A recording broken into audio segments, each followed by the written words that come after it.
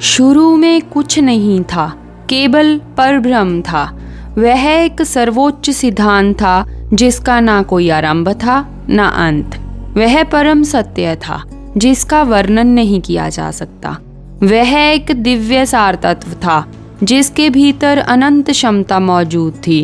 कारण और प्रभाव मिलकर एक हो गए थे। कालातीत, असीम, स्वनिर्मित एवं स्वनिहित।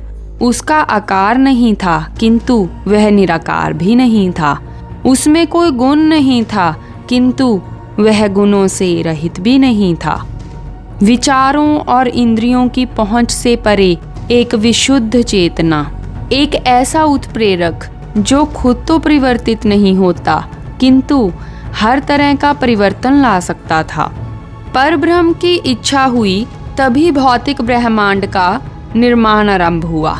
ब्रह्मांड प्रकट होने को तैयार था, प्रत्यक्ष, अन्वेषण के योग्य और विशिष्ट। परब्रह्म की इस इच्छा ने एक कंपन पैदा किया जिससे पहली ध्वनि का जन्म हुआ और वह ध्वनि थी ओम। इस एक ध्वनि में समस्त ध्वनियां समाहित थी। सबसे पहले बनने वाले मूल तत्व को महतत्व कहा गया, जिससे 3 गुणों की उत्पत्ति हुई। सत्वगुण संरक्षण का प्रतीक है, रजोगुण क्रिया को दर्शाता है और तमोगुण विनाश का सूचक। इन 3 गुणों के पारस्परिक प्रभाव से 5 भौतिक तत्वों यानी पंच तत्व का जन्म हुआ। वायु, जल, पृथ्वी, अग्नि और आकाश। इन तत्वों के साथ में मिलने से प्रकृति अस्तित्व में आई। इन गुणों ने 5 इंद्रियों को भी उत्पन्न किया, दृष्टि, श्रवण, स्पर्श, गंध और स्वाद। इन 5 को महसूस करने के लिए 5 ज्ञान इंद्रियां विकसित हुई, जिन्हें मन द्वारा संचालित किया गया। पदार्थ की उत्पत्ति के साथ संवेदना प्रकट हुई। इसके बाद जल प्रवाहित हुआ जिसने सब कुछ ढक लिया। हर जगह केवल जल था किंतु ऐसा कुछ नहीं था जो उस जल में डूब जाता। तब परब्रह्म ने स्वयं एक दिव्य स्वरूप धारण किया जो जल से भरे सरोवर में कमल दल बनकर प्रकट हुआ। जल को नार और निवास को अयन कहते हैं। इस तरह इस दिव्य स्वरूप को नाम मिला नारायण। फिर परब्रह्म ने अपना अंश जल में प्रत्यारोपित किया। इस तरह जल ने स्वयं निषेचित होकर उस अंश का पालन पोषण किया और कालांतर में एक अंडा उत्पन्न किया, एक सुनहरा अंडा जो प्रकाश वृत्त की तरह चमक रहा था। चूंकि यह अंडा परब्रह्म से उत्पन्न हुआ, इसीलिए इसे ब्रह्मांड कहा गया। फिर नारायण ने विष्णु बनकर इस अंडे में प्रवेश किया। विष्णु सर्वव्यापी थे। वे संरक्षण कहलाए और उन्हें सत्वगुण का अधिष्ठाता माना गया।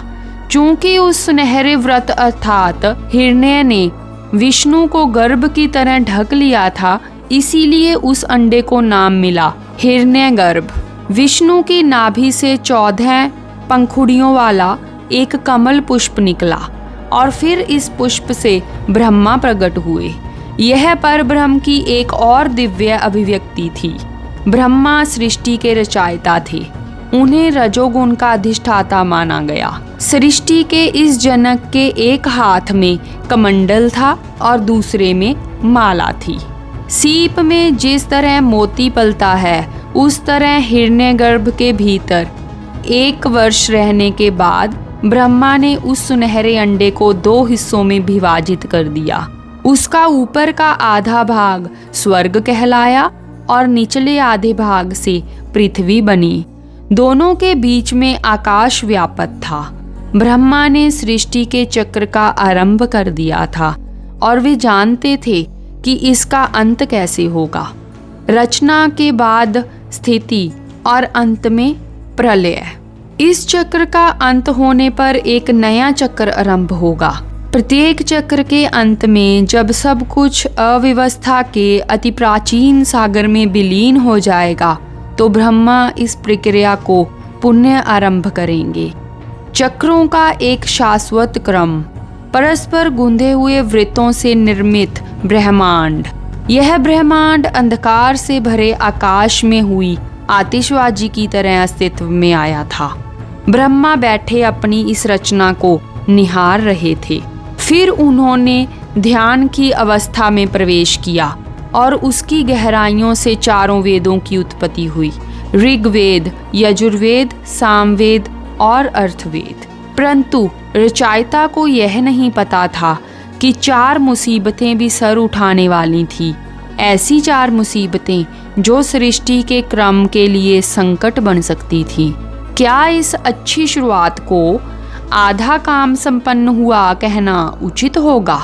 इसके लिए देखते रहिए हमारे चैनल को और सब्सक्राइब कीजिए।